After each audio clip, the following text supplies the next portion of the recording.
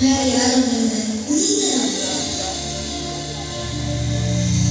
பரபரப்பான சென்னைக்கு நடுவில் இந்த சிங்காரமான பூங்கா எவ்வளவு முக்கியம். நிலத்தோட அழகு இயற்கையான மண். ஆனா உலகத்துல இளச்செடிகளை பார்க்கலாம். மரங்கள் குறைய குறைய, மண்ணுக்குள்ள இருக்கிற வேர்கள் குறைய குறைய, மண்ணுக்கு தேவையான ஒரு பிடிப்பு தண்ணி குறையுது.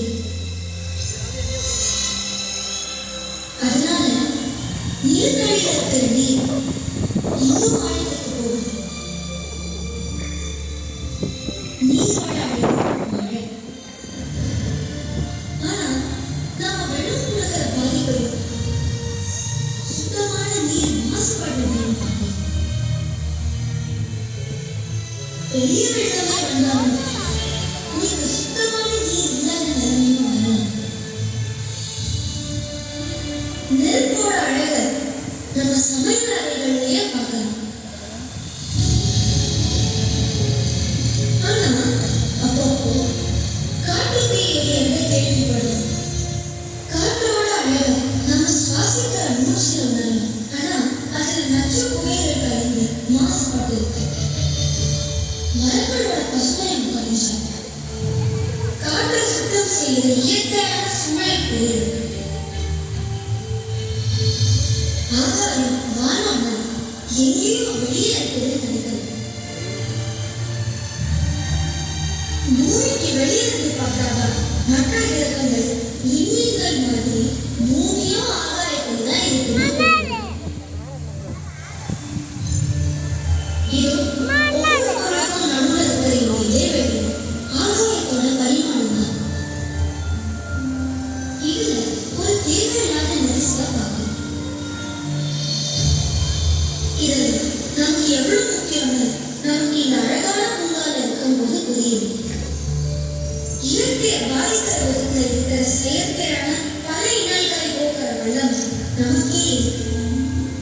யார் விதை வச்சாலும் பயிர் எங்க பாலம் இருந்தாலும் அங்க மண்ணு நல்லா இருக்கு. அங்க பறவைகள் கூற இசை. இது நம்ம உலகம், குழந்தைகளோட உலகம். குழந்தைகளோட மனசு மாதிரி இது சுத்தமானதா, வளமானதா, பாதுகாப்பானதா, வருங்காலத்துக்கு நல்ல நம்பிக்கையானதா வச்சுக்கணும். அதாவது ஊரே பசுமையாகணும்னா என்ன பண்ணலாம்? வீட்டில் இருக்க ஆரம்பிப்போமே. நம்ம உணவு உறுப்பினரா ஒன்று ரெண்டு பூச்செடி வீட்டிலேயே இருந்தா எவ்வளவு நல்லா இருக்கும். ஒரு கட்டி நல்ல உரம் கலந்தோம், கொஞ்சம் சூரிய வெளிச்சம் போன காத்தோட்டம், அப்பப்போ தண்ணி. அதை சுத்தம் பண்ணி பாதுகாக்க தினமும் 5-10 நிமிஷம். வேற என்னங்க, நம்ம வீட்டு செடி அழகா வரப்போகுது. பூக்களோ காய்கறிகளோ அலங்காரத்துக்கான மற்ற நல்ல செடிகளோ எதுவா இருந்தாலும் இயற்கைக்கு நல்லதுதானே. உங்களுக்கு அதை பற்றிய அனுபவம் ஏற்கனவே இருந்தாலும் உங்க நண்பர்களோட பகிர்ந்து கொள்ளும்.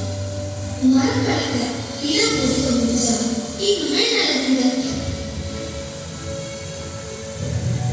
அதுல ஒரு காக்கா, குருவி, அணில் வந்து போகிறது பார்த்தா சமல.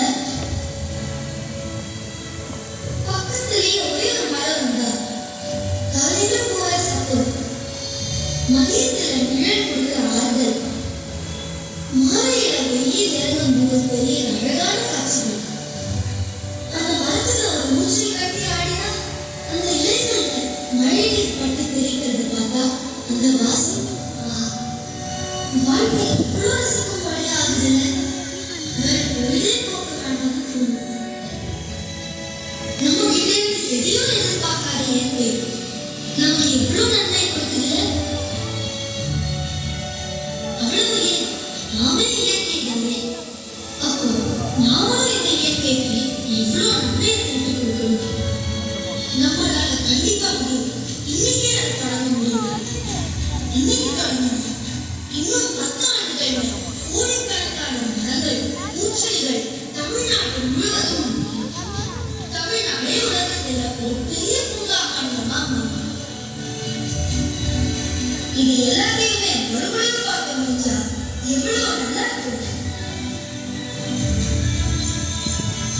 இயற்கைக்கு விரோதம் இல்லாத வாழ்க்கை நமக்கு நாமே கொடுக்கிற மரம்.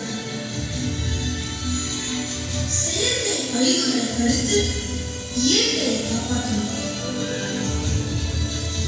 இந்த அழகான பூங்கா இதுக்கு ஒரு நல்ல பழக்கமா இருக்கட்டும்.